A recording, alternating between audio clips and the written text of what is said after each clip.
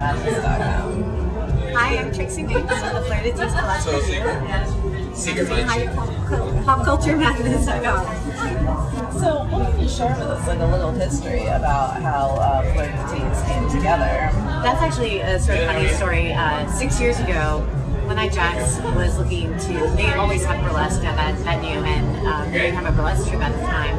And I was also working with another group, and I wanted to do something different. I wasn't quite doing anything, and we just sort of all collided. It sort of was serendipity. We all came together at the same time, and we said, "Okay, well, how would you feel about like doing a little show?" I was like, "That's perfect. I would love to do a show."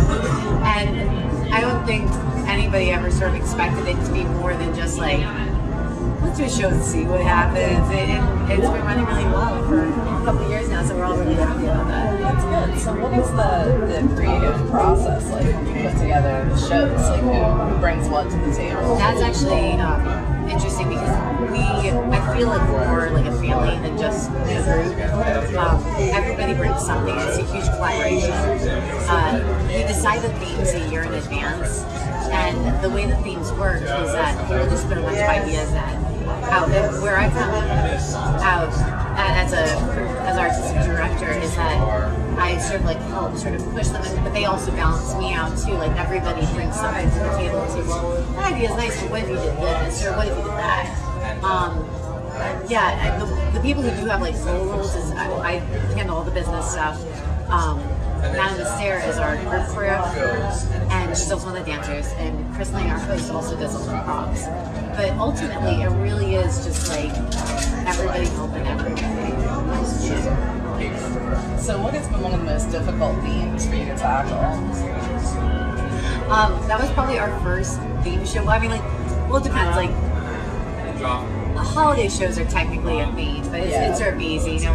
Our Halloween show was, I guess, our first theme, but I wanted to do something different than just a holiday or regular burlesque show, and for some reason, our first show was like, why don't we try water? Just like, it was this loose theme, and it was because we already had some dances. We had like a mermaid dance and like a pirate dance. I was like, oh, this will be fine. It was terrible. And what I learned from that experience was water and me. I mean, like, I'm sure one day I'll be able to get it, but not so much this time around. But it also helped me understand that, like, the theme shows, I prefer them when they have a storyline or like a deeper purpose. You know, like you actually want to say something rather than just like, let's do a show that's based on blue, or you know, like just a general theme. And that's sort of where I'm pulling the troupe more towards anyways, is we have a lot of, like today we did the Wizard of Oz, which is dressed up sort of as a scarecrow right now. I had another scarecrow outfit that was really tiny and I didn't think it was appropriate to wear. So this is my cover-up scarecrow outfit. But I like that. We do this performance adaptation of the Wizard of Oz, and I feel that when you can use burlesque more as a medium to express something rather than just pure striptease, you have a lot more possibilities of where you can take it, which is cool.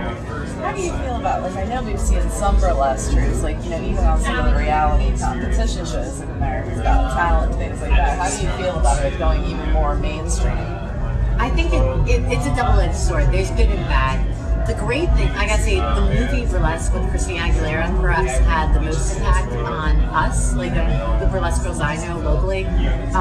People started coming to our shows, or I think a lot more troupes started popping up, and people were just more interested. But the negative aspect of that is that while there's a greater interest being pulled towards burlesque, there's also not that much knowledge paired along with it. So you have a lot of people that want to see burlesque, but they want to see what they saw in the movie.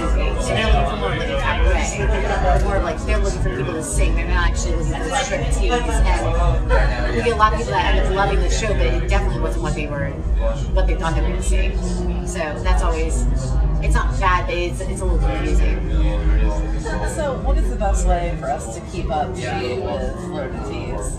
That's good. Definitely go to our website, FleurDeTease.com. We have an email list. We send out emails about once a month, all that stuff. I'm Trixie Minx. I run all the Fleur de Tease stuff, but I have a Facebook and a Twitter account, and I update all the Fleur de Tease stuff on that. So, we got a lot of good stuff coming on, so please come and see us. Awesome. Well, thank you so much for taking the time out to speak with me. I am so glad you were so